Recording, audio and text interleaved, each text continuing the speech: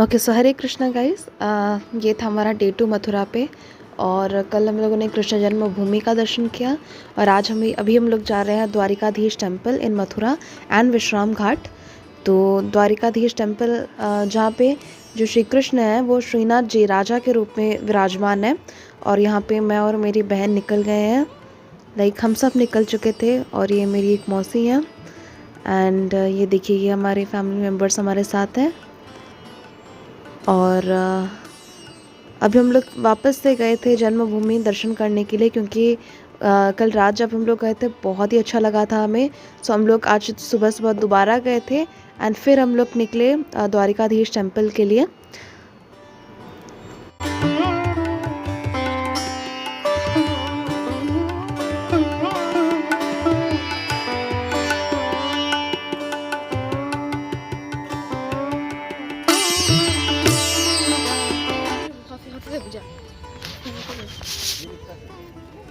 So now we are at Yamuna नदी। यमुना नदी यहाँ पे क्या मिलेगा? तो गंगा मिलेगा यहाँ पे। इटाई पकाबू प्लीज। अच्छा लगा। अभी हम लोग जा रहे हैं द्वारिकाधीश टेम्पल। इटा इटा है ना?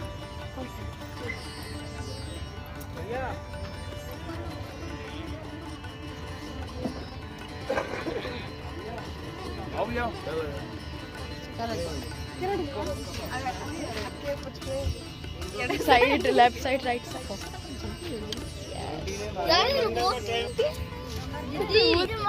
तो एक्साइटमेंट आगू मैं इतने एक्साइटेड हो गया कि मैं भी लगी थी, बट ठीक है।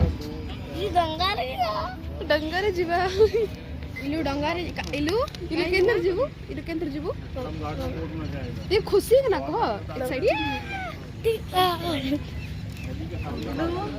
आई गेस बोट पे ही जाना पड़ेगा।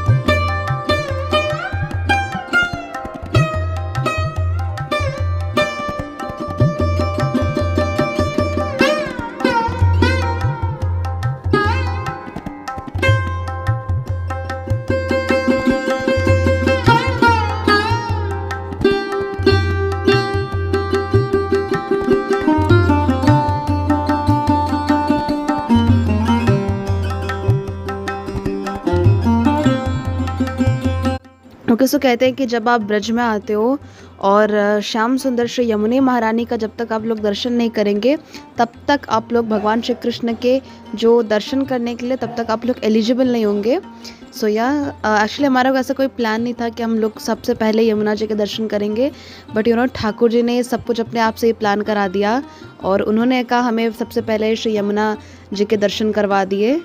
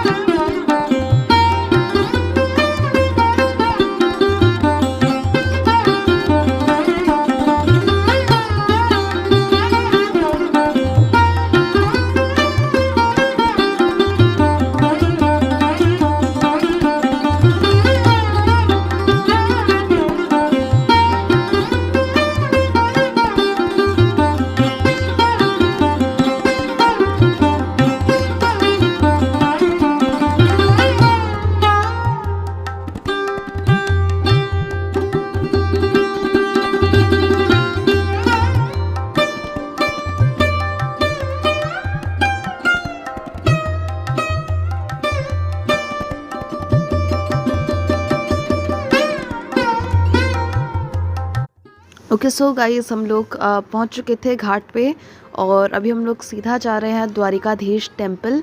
और ये जो ब्रज की कुंज गलियां जिसे हम लोग कहते हैं, और इन गलियों में चल के ऐसा लगा जैसे जीवन धन्य हो गया, क्योंकि अब तक तो सिर्फ सुनते आ रही थी कि और किताबों में पढ़ती आ रही थी कि ये कुंज गलियां होती हैं, यहाँ पे ऐसा होता है वैसा होता है। बट साक्षात अपनी आँखों के सामने देखने से जो मतलब आप फील करोगे वो इतना अलग लेवल का आनंद, जो जिसे हम लोग इटर्नल ब्लिस बोलते हैं ना, वो चीज़ आपको वहाँ पे फील होगा। और ये देखिए श्री द्वारिकाधीश टेम्पल। एंड जब अभी हम लोग यहाँ पे गए थे और यहाँ पे दर्शन बंद थे, सो यहाँ से हम लोग थोड़ा सा मंदिर में बैठेंगे, उसके बाद हम लोग विश्राम घाट जाएंगे और वापस से इस टेम्पल पे आएंगे दर्शन करने के लिए जब दर्शन खुलेगा।